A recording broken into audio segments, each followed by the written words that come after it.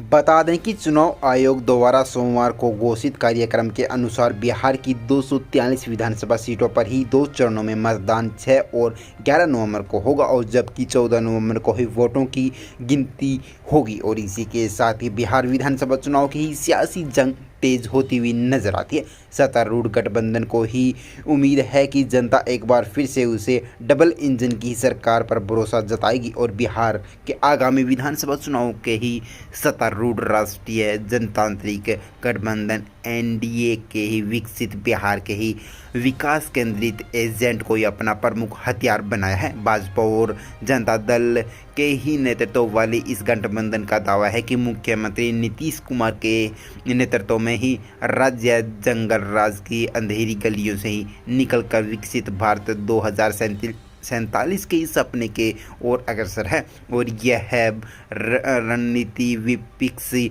महागठबंधन की जाति आधारित राजनीतिक पर सीधा जवाब देने का